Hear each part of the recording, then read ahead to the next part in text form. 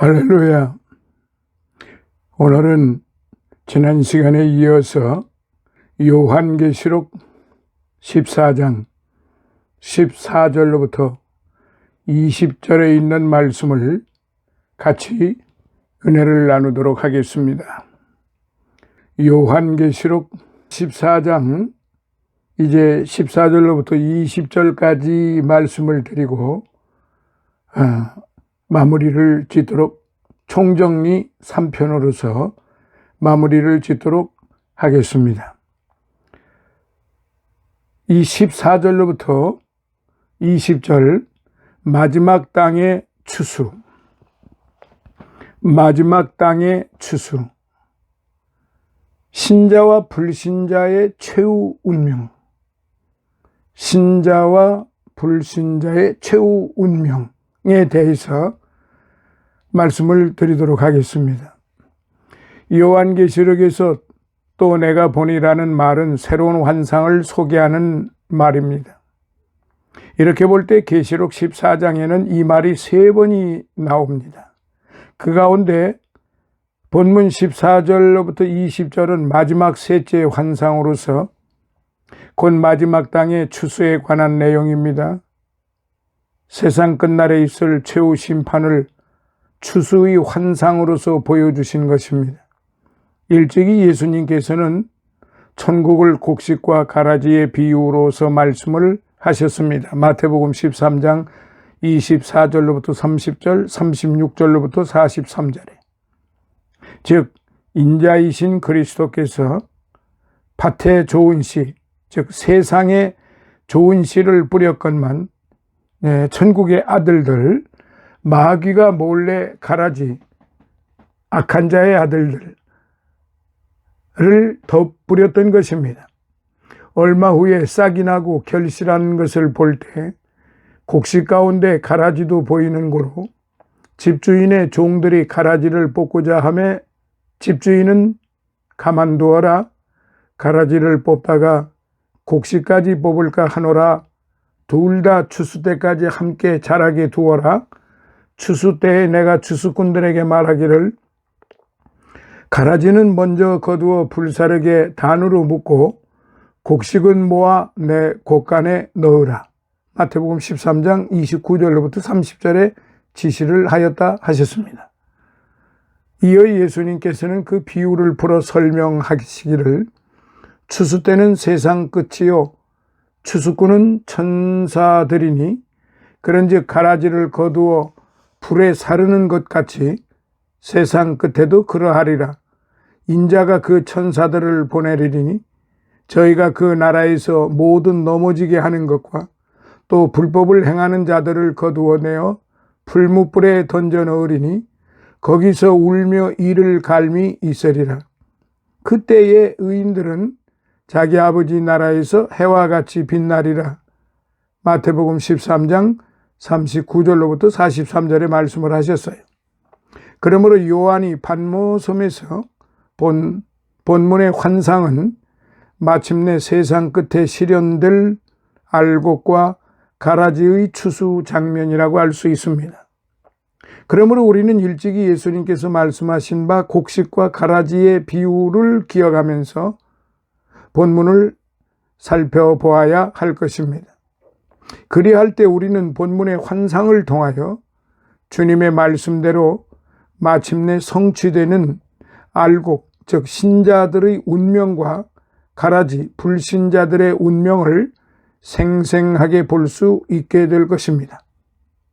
자, 구체적으로 말씀드리면 14절로부터 16절 첫 번째, 신자들은 구원과 영생을 누립니다. 신자들은 구원과 영생을 누립니다. 14절로부터 16절에 세상 끝날의 추수는 먼저 곡식에 대한 추수로부터 시작이 됩니다. 추수를 할 분은 흰 구름 위에 금면류관을 쓰고 앉은 사람의 아들과 같으니 입니다. 다니엘서 7장 13절, 14절. 의심할 나위 없이 이분은 세상 끝날에 성결과 영광의 흰 구름을 타고 승리의 면류관을 쓰시고 세상의 심판주로 오실 재림의 주님을 가리킵니다. 따라서 이분의 손에는 추수용 예리한 낫이 쥐어져 있습니다. 사실인즉 주님께서는 추수를 하기 위해 진작부터 준비하고 있었지만은 땅의 곡식이 다 익지 않았는 거로 기다리고 있었던 것입니다. 하지만 땅의 곡식이 다 익지 않는 거로 곡식이 하나도 설리금 없이 다 익었음을 보신 하나님께서는 마침내 추수의 그때와 그 시를 통지하셨던 것입니다. 마태복음 24장 36절. 즉 택한 백성의 수가 온전히 다 찼고 성도들 역시 주님을 맞이할 준비가 다 되었던 것입니다. 이에 천사는 하늘 성전으로부터 나와 성부 하나님의 뜻을 구름 위에 앉은 이에게 고지했습니다. 마침내 세상 끝날이 이르렀고 추수의 때가 왔으며 재림의 때와 시가 공포되고야 말았던 것입니다. 이에 구름 위에 앉으신 이는 그 예리한 낫을 휘둘러 하나도 빠짐없이 곡식을 다 거두었습니다. 천국 곳간에 모아두려고 거두신 것입니다. 마태복음 13장 30절에. 그리고 그리스도께서 친히 추수하심은 이들은 택함 받은 성도로서 아버지의 보배로운 소유요 동시에 자신의 피로 산 귀한 소유이기 때문입니다. 즉 이들은 처음 익은 열매들로서 약속된 바 구원과 영생을 누릴 복된 자들인 거로 주님께서 친히 거두어 하늘나라로 영접한 것입니다. 그때에 인자의 징조가 하늘에서 보이겠고 저가 큰 나팔 소리와 함께 천사들을 보내리니 저희가 그 택하신 자들을 하늘 이 끝에서 저 끝까지 사방에서 모으리라. 마태복음 24장 30절로부터 31절에 말씀을 하셨습니다. 자, 두 번째, 불신자들은 진노와 멸망을 받습니다. 불신자들은 진노와 멸망을 받습니다. 17절로부터 20절. 처음 익은 열매로서 곡물 추수가 있은 후에 곧이어 포도 추수가 있었습니다. 실제로 팔레스타인의 농사 과정상 곡물 추수 5, 6월경 후에 포도 추수 8, 9월경에 포도 추수가 따랐습니다. 물론 여기서 포도 추수는 불신자들에 대한 심판을 비유합니다. 그리고 포도 추수는 천사에게 맡겨졌습니다. 그것들은 주님의 소유가 아닌 것들로서 모두 풀무불에 던져 넣을 것이기 때문입니다. 마태복음 13장 41절. 따라서 천사는 하나님의 뜻을 받들어 포도 추수를 하기 위해 하늘 성전에서 추수용의 예리한 낫을 가지고 나왔습니다. 요엘서 3장 13절에 불신자들에 대한 심판 준비를 완료했던 것입니다. 그러자 또 다른 한 천사가 제단으로부터 나와 마침내 낫을 휘둘러 땅의 포도송이를 거두라고 큰 소리로 외쳤습니다. 18절에. 이같이 외친 천사는 불을 다스리는 천사로서 하나님의 진노의 불심판이 이르렀음을 외치기에 가장 합당한 천사였습니다. 동시에 이 천사가 제단으로부터 나왔다 함은 그동안 제단 아래에서 부르짖었던 순교자들의 수가 마침내 차서 그것이 기도의 향연처럼 하나님의 보좌에 상달되고 그에 대한 응답으로서 최종적으로 포도 추수의 명령이 떨어졌음을 보여줍니다. 그런즉 불신자들에 대한 심판은 성도를 신원하기 위해 이루어짐을 알 수 있습니다. 이처럼 제단으로부터 나온 천사에게서 하나님의 명령을 전달받은 예리한 낫 가진 천사는 그 낫을 휘둘러 땅의 포도를 모두 거두어 하나님의 진노의 큰 포도주 틀에 던져 넣었습니다. 19절. 사실상 포도를 포도주 틀에 넣어 힘껏 밟음으로 큰 포도주 틀에 던져 넣었습니다. 사실상 포도를 틀에 넣어 힘껏 밟음으로 포도즙을 짜내는 일은 당연한 농사일이었지만은 그 모습은 불신자들에 대한 하나님의 진노의 심판을 비유하기에 참으로 적절했습니다. 결국 하나님께서는 순교자들의 수가 찼고 동시에 악인들의 악이 관영했기 때문에 마치 포도를 거두어 포도주 틀에 넣고 밟듯 불신자들에게 진노의 심판을 단행한 것입니다. 특별히 포도주 틀이 성 밖에서 밟혔다 하면 20절